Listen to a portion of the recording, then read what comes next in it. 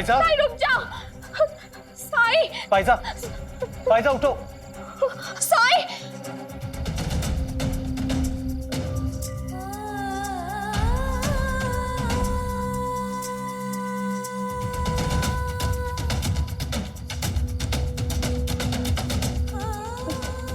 साई,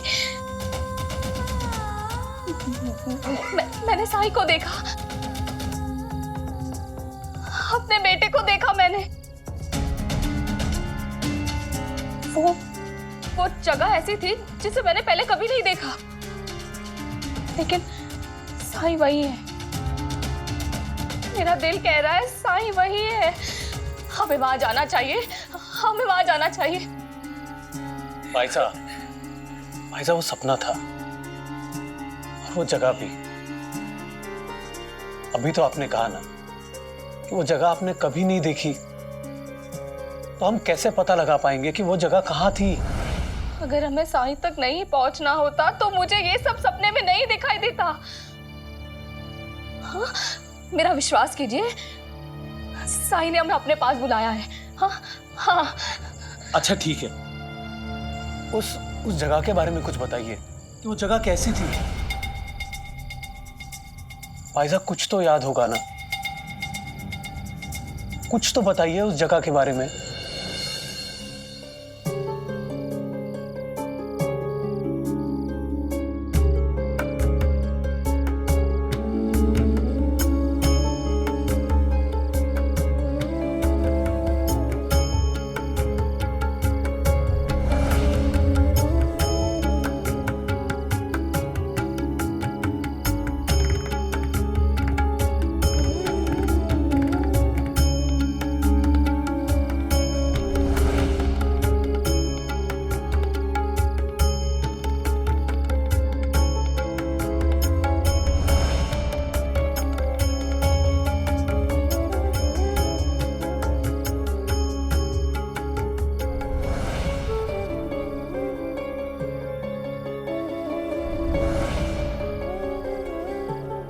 उस जगह को जानता हूं मैं भाईजा,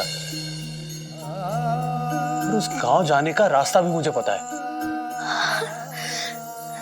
सच? आप जानते हैं? आप मुझे वहां ले चलेंगे ना? जरूर ले चलूंगा। साई सिर्फ आपका बेटा है क्या?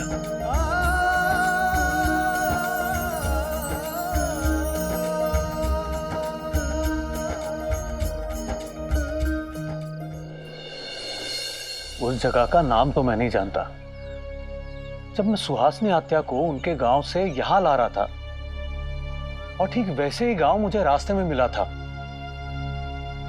पाटिल जी, आप पर पूरा भरोसा है हमें, लेकिन ये सिर्फ एक सपना है।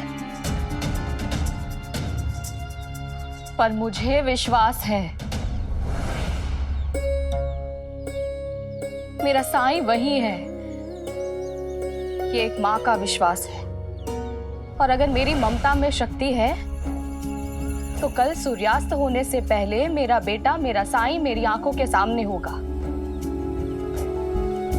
और मैं तभी कुछ खाऊंगी जब साई मुझे अपने हाथों से खिलाएगा।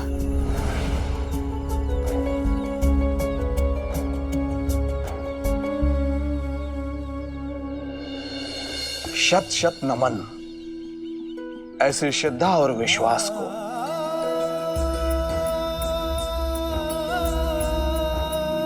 पाटिल जी,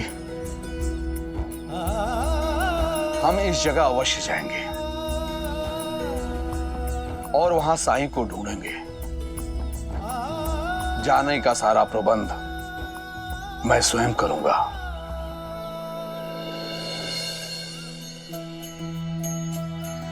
मैं भी आपके साथ आऊंगा। मैं ये तो नहीं जानता कि साईं वहां क्यों गए, लेकिन अगर हम सब साथ में जाएंगे तो साईं लौटने से मना नहीं कर पाएंगे, और अगर हमारी संख्या ज्यादा हुई तो दिलावर भी हमारा कुछ नहीं कर पाएगा। हम भी चलेंगे साईं को लाने।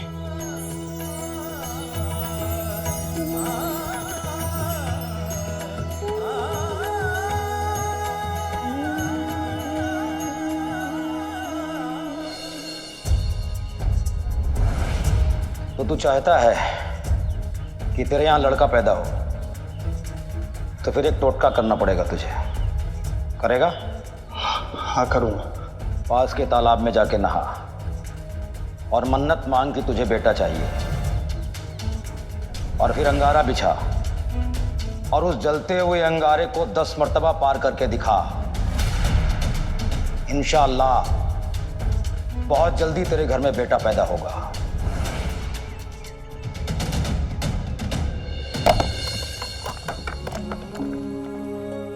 मैं कुछ मदद करूं?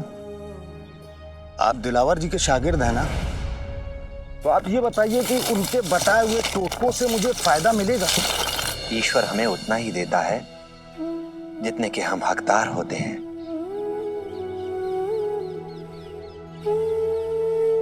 हमें बस उस परम पिता पर साफ दिल से पूरी आस्था और विश्वास बनाए रखने की जरूरत होती है।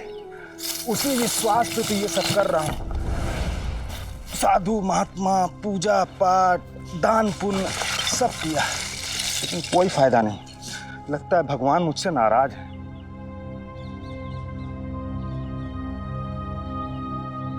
तुम्हें ऐसा क्यों लगता है कि ईश्वर तुमसे नाराज है?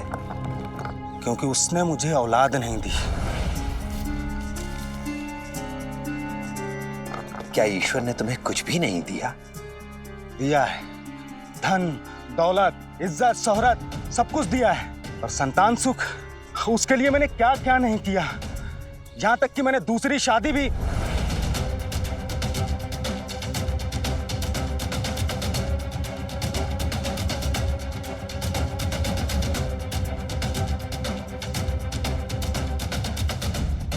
कुछ कह रहे थे तुम, रुक क्यों गए? तुमने दूसरी शादी की? हाँ, क्योंकि मेरी पहली पत्नी वो नहीं दे सकी जो मैं चाहता था। वर्षों इंतजार किया बेटे के लिए, उसका इलाज भी करवाया, लेकिन कोई फायदा नहीं। मैं अपने माँ बाप का इकलौता बेटा था, इसके लिए मैंने दूसरी शादी भी की, लेकिन उससे भी मुझे कोई औलाद नहीं मिली। इसका मतलब भगवान मुझसे नाराज है।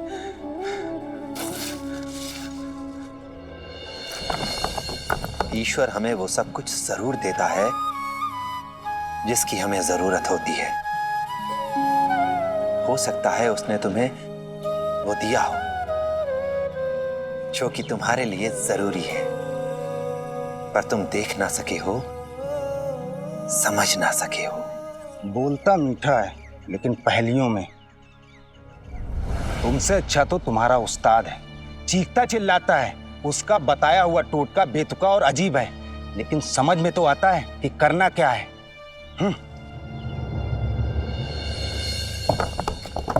अल्लाह मालिक।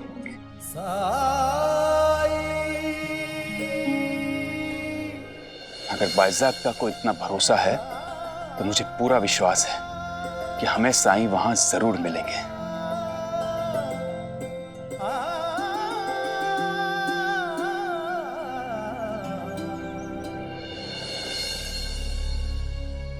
आई, किसी को तो पता होना चाहिए ना कि जा कहाँ रहे हैं। बिना पता ठिकाने के सब कहाँ जा रहे हैं। साईं ने हमें सिखाया है कि श्रद्धा और सबूरी रखने से सब मिलता है। अगर इतने सारे लोगों की आस्था किसी एक चीज से जुड़ी है, सबका विश्वास जुड़ा है, तो मुझे यकीन है हमारी यात्रा का अंत सुखद होगा, निष्फल नहीं होगी यात्रा। तो फिर मैं भी चलूंगी सबके साथ।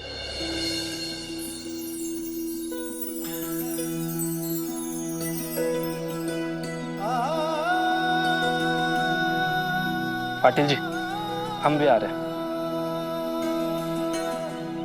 पाटिल जी, मैं भी आ रहा हूं आपके साथ।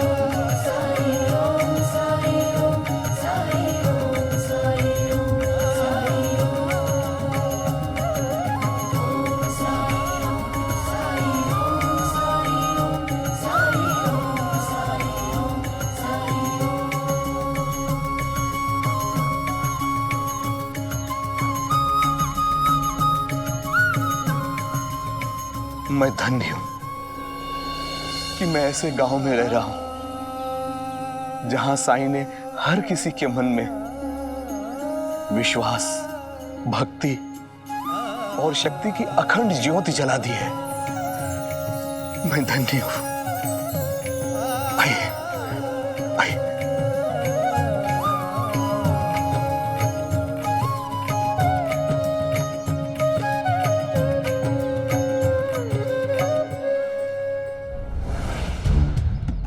साई ने सभी शिरडी वालों की बुद्धि भ्रष्ट कर दी है अंता जी। सही कहा पंता जी, सब शिरडी से पागलों की तरह जा रहे हैं। इतनी बड़ी खबर और सरकार भी नहीं है सुनने के लिए। अब हम क्या करेंगे? सरकार होते तो यही कहते, हरिओम, जाओ जाकर उनका पीछा करो और पता लगाओ कि आखिर हो क्या रहा है मेरे शिरडी में।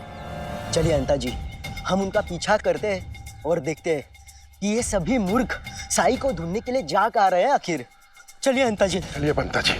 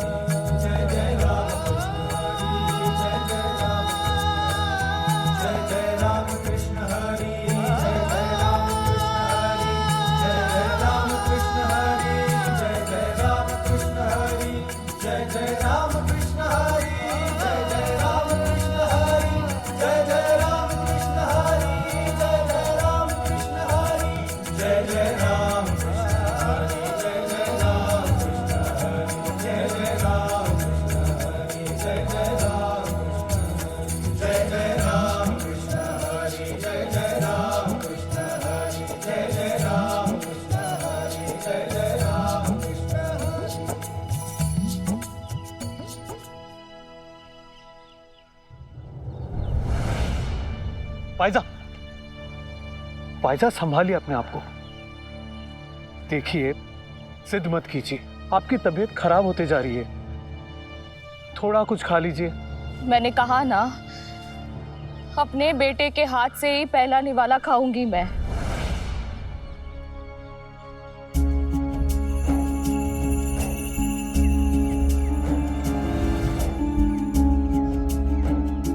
जा, आज तू खा ले, रहम किया तुझ पे।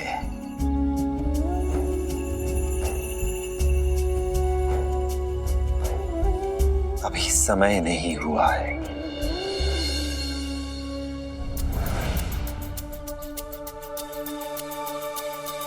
अरे रुको पाटिल जी, मुझे लगता है साई इसी जगह होंगे।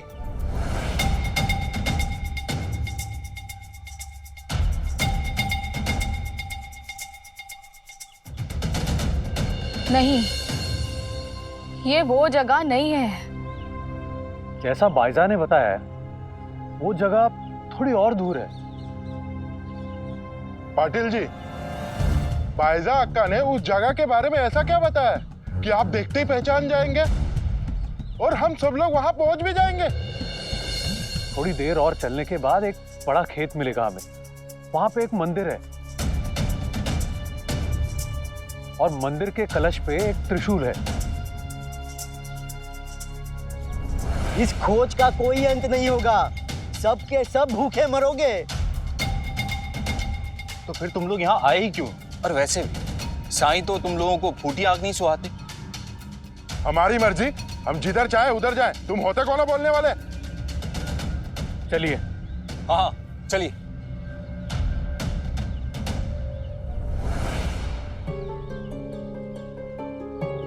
क्या हुआ आई? हाँ, कुछ नहीं। क्यों सब कुछ जाना पहचाना सा लग रहा है। ऐसा लग रहा है जैसे कि इस रास्ते से पहले भी मैं आ ही गई हूँ।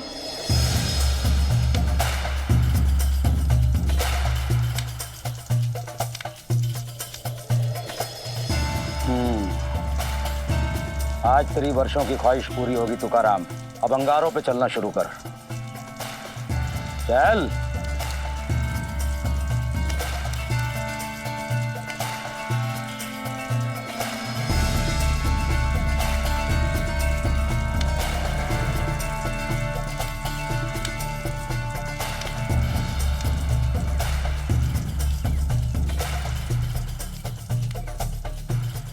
दिलावर जी, क्या हम इसकी पत्नी को भी बुला ले ताकि उसको भी एहसास होगा कि बेटा पाने के लिए उसका पति कितने कष्ट उठा रहा है। बेहतर कहा तूने। बुला इसकी बीवी को। जब इतनी देर हो चुकी है तो थोड़ी देर और सही। जी हुजूर, अभी आता हूं।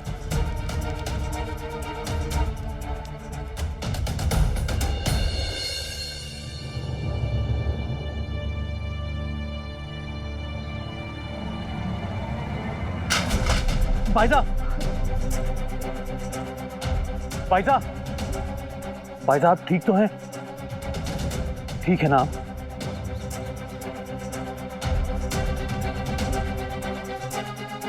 भाईजान,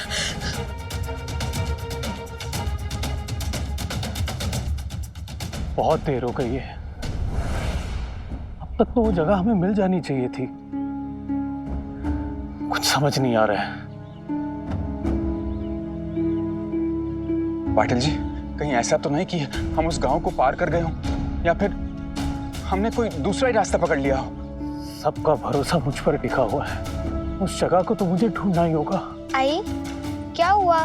तुम रुक क्यों गई? चलो ना।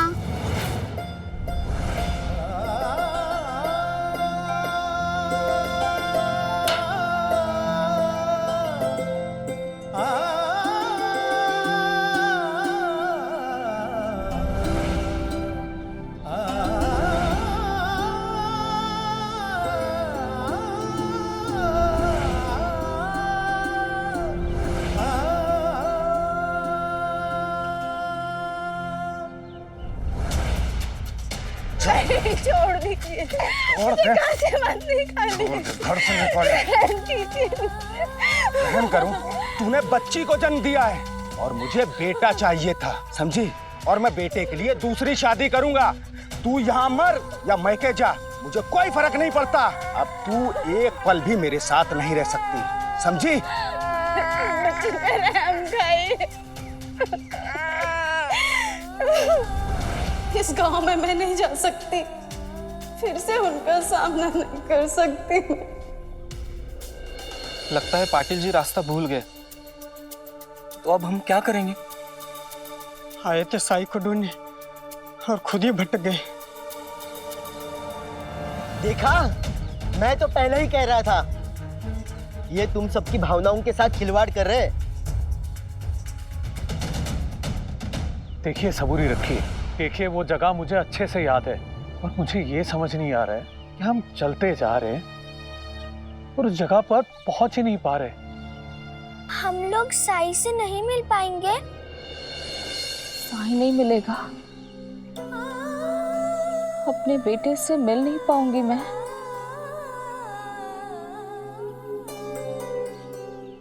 मैं कैसे इतनी स्वार्थी हो सकती हूँ? उस गांव के लिए जिसने मुझे सहारा दिया, उन्हें बेसहारा कैसे छोड़ दूँ? इतने सारे लोगों की उम्मीद को टूटने नहीं दूंगी। हे भगवान, मुझे साईं से मिला दे। पाटिल जी,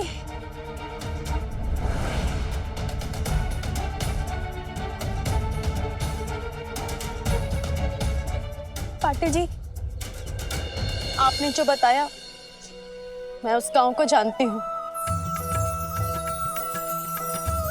उस गांव का नाम राहता है।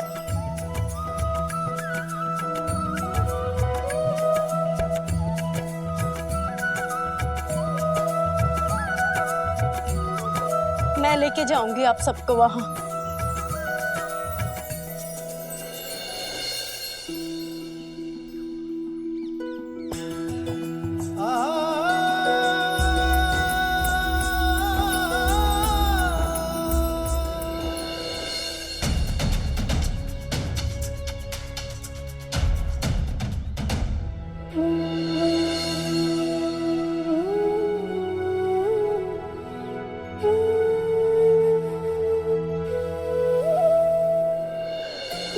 जगह राहता।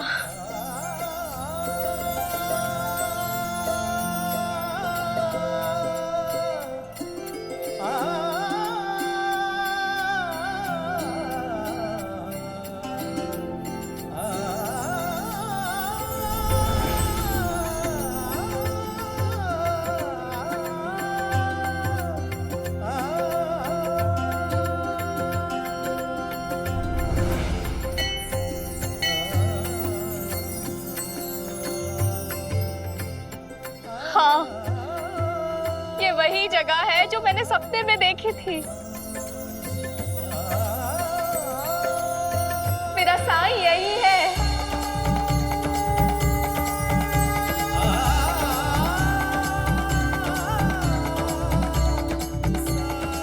पायजामा, तुम्हारा बहुत बहुत धन्यवाद सुलभा। सुनिए, क्या आप बता सकते हैं कि यहाँ साईं कहाँ मिलेंगे? राता गांव में तो साईं नाम का कोई आदमी नहीं रहता। सही कह रहे हैं आप, वो यहाँ नहीं रहते, कुछ दिन पहले ही यहाँ रहने आए हैं। उसका हुलिया बता सकते आप? वो कफनी पहनते हैं और सर पे साफा बांधते हैं। उनके कंधे पे हमेशा झोला लटका रहता है, सफेद, घनी दाढ़ी मूछ है, हाथ में चिमटा, नंगे पैर। अरे वो फकीर दिलावर अली का चेला है ना वो। कहाँ मिलेंगे वो? अरे वो वहाँ मचान में रहता है, दिलावर अली के साथ में। मचान तो खाली है, कोई भी नहीं है वहां।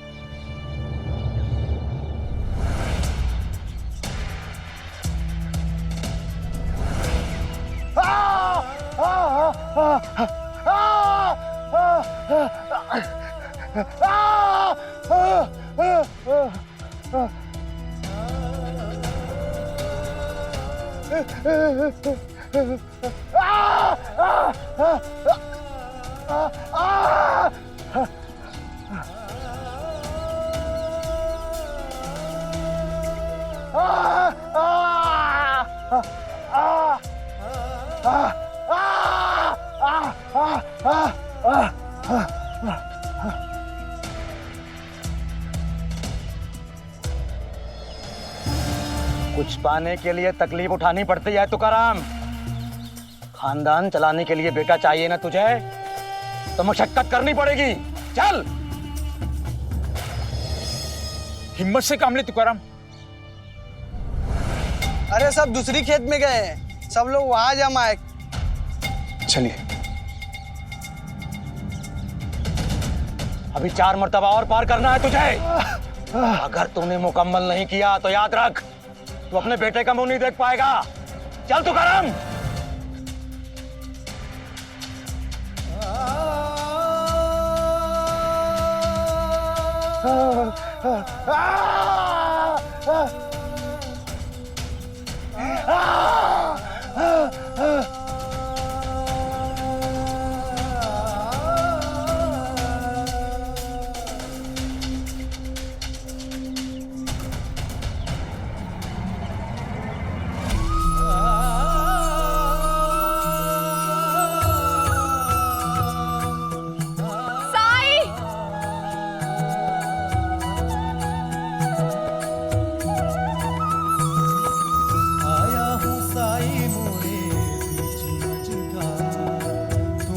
लगा दो साई,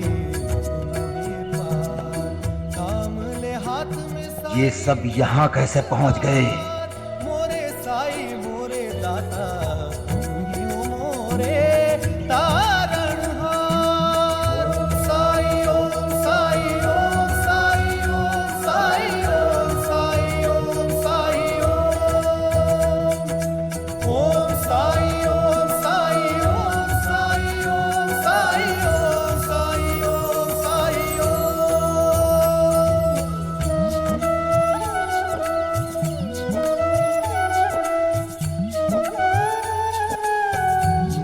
ना जाने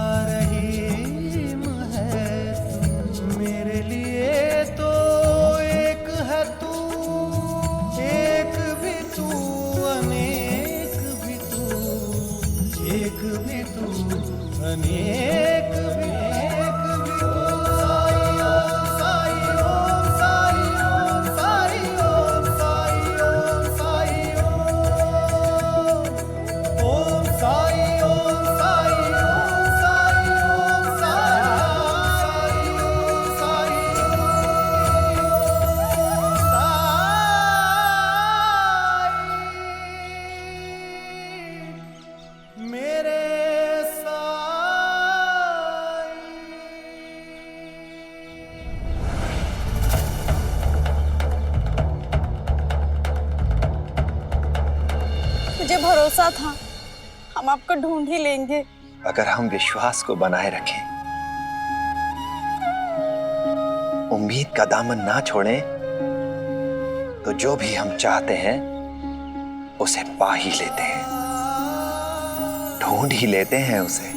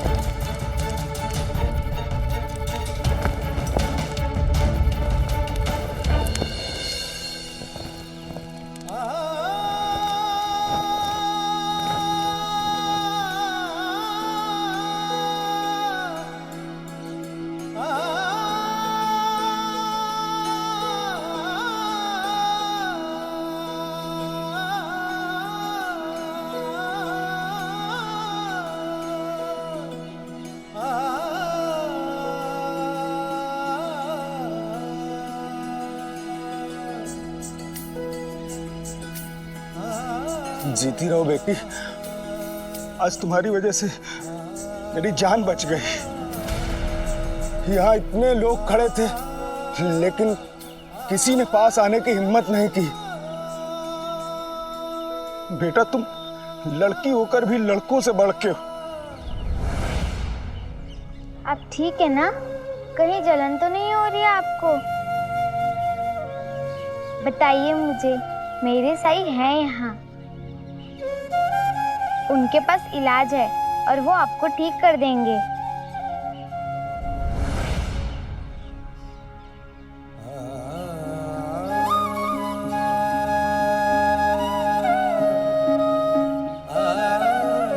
साई, इन्हें देखिए ना, इन्हें आपकी जरूरत है। इन्हें जो चाहिए था वो इन्हें मिल चुका है।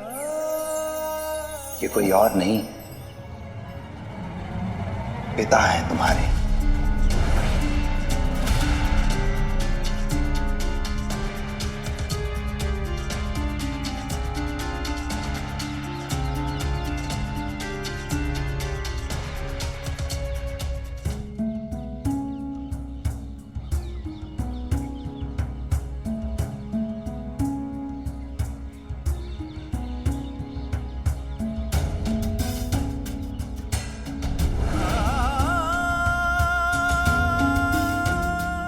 ये संध्या है, सुलभा की बेटी, तुम्हारी पत्नी सुलभा की बेटी।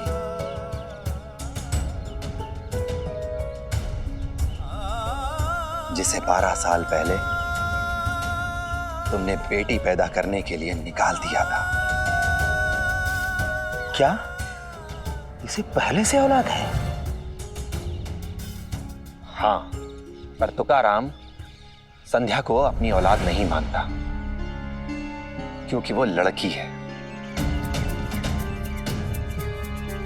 और तुम तुकाराम, आज तुम्हें स्वीकार करना पड़ा, ये बोलना पड़ा कि संध्या बहादुर है, बेटों से बढ़कर है ये। बेटा चाहिए था ना तुम्हें? सोचो, अगर आज तुम्हारी बेटी संध्या नहीं होती, तुम्हारे प्राणों की रक्षा नहीं करती वो, तो आज यहां तुम हम सब के बीच जीवित खड़े नहीं होते। देख ले तुकाराम, मेरा टोटका कितना कारगर साबित हुआ। मैंने तुझे तेरे औलाद से मिला दिया।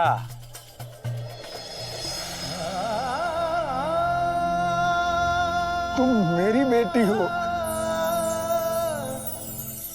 मेरे पास आओ बेटा, मेरे पास आओ। मैं तुम्हारा पिता हूँ बेटा। आप वो है जिसके कारण मेरी आई को जिंदगी भर दुख उठाने पड़े, लोगों के ताने सुनने पड़े। आपके पास क्यों आऊं? आज जो ये हुआ उसने मेरी आंखें खोल दी। भगवान ने मुझे मेरे बच्चे और मेरे परिवार से दोबारा मिला दिया। कहीं नहीं जाने दूंगा, मैं अपनी बेटी के साथ रहूंगा। और सुलभा, आज से तुम मेरे घर में रानी की तरह रहोगे, जैसे पहले रहा करती थी। और आपकी दूसरी दीदी? तुम उसकी चिंता मत करो, मैं तुमको सौतन के साथ नहीं रहने दूंगा। मैं उसको उसके महके भेज दूंगा। और आज से नहीं, अभी से जो कुछ भी मेरा है सब तुम्हारा होगा। बस मुझे माफ कर दो। वाह, बेटी को जन्म दिया तो अपने घर से निकाल दिया मुझे। मैंने तो गुजारा करने के लिए लोगों के घरों में नौकरानी का काम कर लिया, लेकिन बेचारी वो कैसे गुजारा करेगी? भीख मांगकर? नहीं नहीं नहीं, अब ऐसा कुछ नहीं होगा, ऐसा कुछ नहीं होगा। मुझे माफ कर दो सुलभा, मेरी बच्ची, मुझे माफ कर दो। बस, अब एक और शब्द बोलने की जरूरत नहीं है आपको। जब मुझे ये एहसास हुआ कि मैं अनजाने में राहता पहुंच गई हूं, तो डर गई थी मैं, क्योंकि मैं ये सोच रही थी कि मैं उस जगह को दोबारा कैसे देखूंगी जहाँ मेरी आशाएं टूट गई थी। उस व्यक्ति का सामना कैसे करूंगी जिसने मुझे त्याग दिया था। लेकिन अब मुझे पता चला, साईं मुझे यहाँ लाना चाहते थे। शुक्रिया साईं, इस पल से मुझे अब कोई पछतावा नहीं है,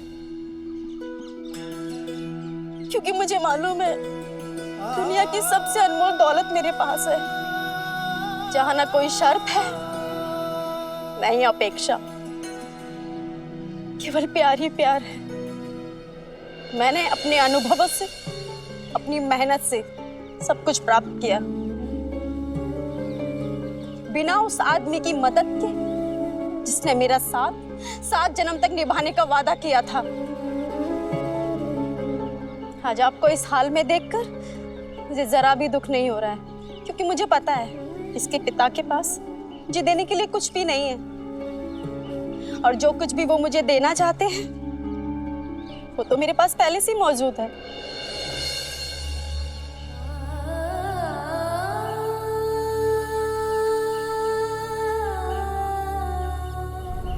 उस समय तो आपकी बातें नहीं समझ में आती थी। तुम्हें ऐसा क्यों लगता है कि ईश्वर तुमसे नाराज है? क्योंकि उसने मुझे औलाद नहीं दी। क्या ईश्वर ने तुम्हें कुछ भी नहीं दिया? लेकिन आज समझ आ रही। शुक्रिया साईं। शाम फरामोश, मुझे शुक्रिया न कह के तू मेरे शागिर्द को शुक्रिया कह रहा है। तुझे तेरे औलाद से मिलाने वाला मैं हूं। बदजात,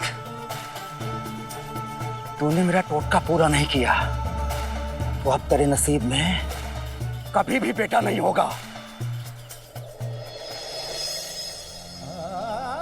बेटी तो नसीब हो चुकी है, बस इसे अपना सकूं ये मेरी खुश नसीबी होगी। मुझे माफ कर देना, हो सके तो माफ कर देना।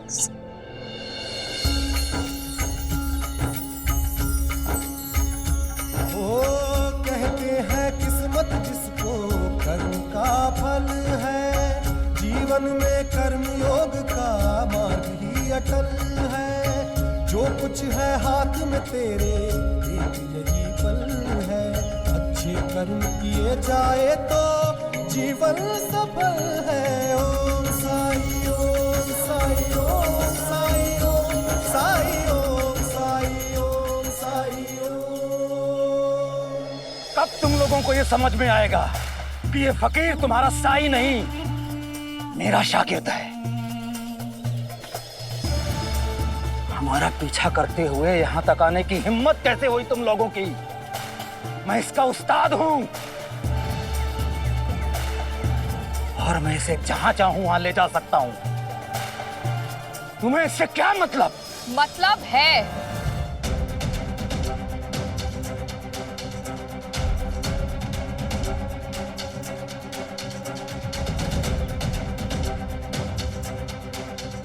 क्योंकि साईं शिरडी का है और साईं से ही शिरडी है।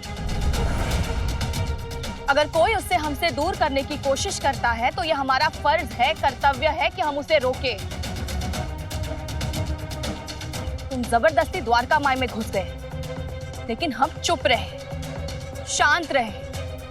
इसलिए नहीं क्योंकि तुमसे डरते हैं, इसलिए क्योंकि साईं ने कहा है कि द्वारका माई सबकी है, उस पर सबका अधिकार है। उसके बाद भी तुम रुके नहीं। तुमने मेरे बेटे को अपना शागिर्द बना लिया, फिर भी हम चुप रहे क्योंकि साईं ने कहा कि उसने अपनी मर्जी से तुम्हारा शागिर्द बनना स्वीकार किया। लेकिन तुमने क्या किया उसके साथ? हाँ, उसे यातना देना, उस पर अत्याचार करना शुरू कर दिया। उसे इतना दूर लेकर चले आए तुम, भूखा रखा, गुलामों से बदतर व्यवहार किया तुमने साईं के साथ। अपना सारा काम तुम उससे करवाने लगे, फिर भी हम चुप रहे क्योंकि हमें लगा कि साईं कोई भी काम अकारण नहीं करता है, जरूर उसके दिमाग में कुछ होगा। लेकिन अब तो तुमने अति कर दी, हमारे साईं को हमसे अलग कर दिया, उसे यहां तक लेकर आ गए तुमने हमारे साईं को हमसे दूर करने की कोशिश की और हम ये बर्दाश्त नहीं करेंगे। अपने साईं को वापस लेने आए हैं हम। चलिए साईं, हम लोगों के साथ आप शिरडी चलिए। हाँ साईं, शिरडी आपके बिना सूनी हो गई है। आपके बिना गांव की रौनक चली गई। साईं, हमने द्वारका माई को पहले जैसा बनाने की बहुत कोशिश की, लेकिन वो तो मानो जैसे बंजर ही हो गई है। देखिए साईं, पूरा शिरडी आपको अपने साथ ले जाने के लिए आया है। आपको हमारे साथ चलना ही होगा।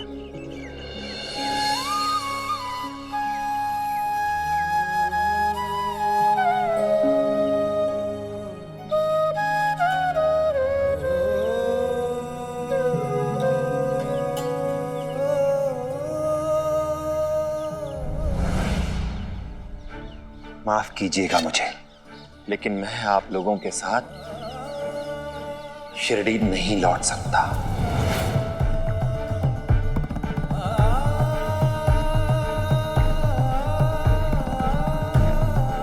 हर चीज होने का एक वक्त होता है और शिरडी लौटने का वक्त नहीं आया है अभी। दिलावर जी ने मुझे अपना शागिर्द बनाया है, मुझे अपने साथ यहां लेकर आए हैं। उन्हें ऐसे अकेले छोड़कर उनसे इजाजत लिए बिना नहीं जा सकता मैं। सुन लिया? अब मेरे जानिब से कान खोलकर सुन लो। मैं इसे जाने की इजाजत हरगिज नहीं दूंगा, इसलिए तुम सब लोग अभी के अभी यहां से दफा हो जाओ। इसका मतलब है कि हम लोग फिर से साई को खो देंगे? नहीं बेटी, ऐसा नहीं होगा। तुम्हें ऐसा नहीं करने देंगे हम। है कौन तू?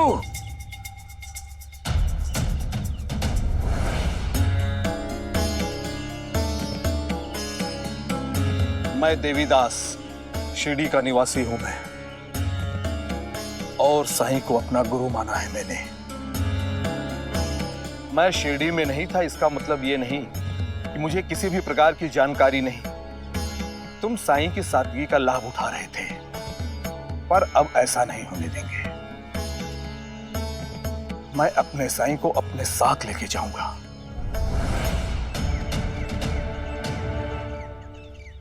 और तुम्हें लगता है कि तुम अकेले ही सबसे बड़े बुद्धिमान हो? मैं अक्लमंद भी हूं और आलिम भी हूं। तू शिरडी में नहीं था, इसलिए तुझे बता रहा हूं। मैं यहां का सबसे काबिल और फाजिल इंसान हूं। अपने टोटकों से बेहिसाब गांव और गांव वालों की तकदीरें बदल दी है मैंने। मेरे तकरीर के सामने कोई नहीं टिकता। आज तक की जिंदगी में मैंने किसी से बहस में शिकस्त नहीं खाई है। मुझसे ज्यादा काबिल कोई नहीं है। वाह, अपने मुंह मियां मिट्ठू, ये किसने कहा तुमसे? तुम खुद ही स्वयं के बारे में ऐसा सोचते आए हो कि तुम सबसे अच्छे हो। हम में से ऐसा कोई भी नहीं मानता। हमारे लिए तो साईं सबसे सिद्ध, बुद्धिमान और श्रेष्ठ हैं।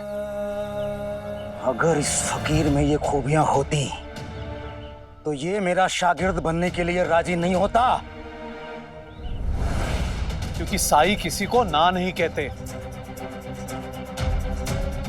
और रही बात तुम्हारे ज्ञानी होने की, तो साईं से तुलना मत करो। वो एक ही क्षण में तुम्हारे ज्ञान का घमंड तोड़ सकते हैं।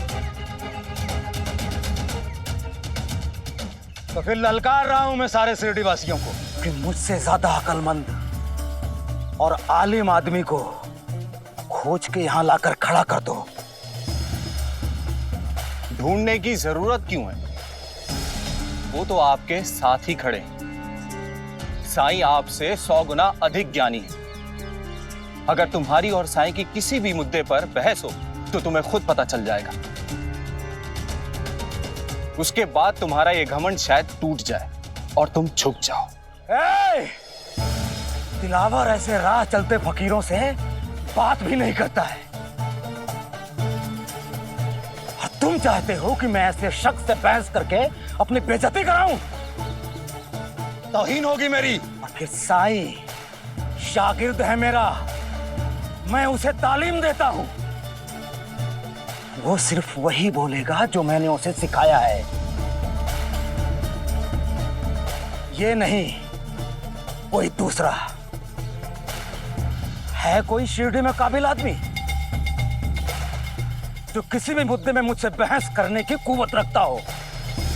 अगर उसने मुझे हरा दिया तो तुम लोग इस फकीर को अपने साथ लेकर जा सकते हो।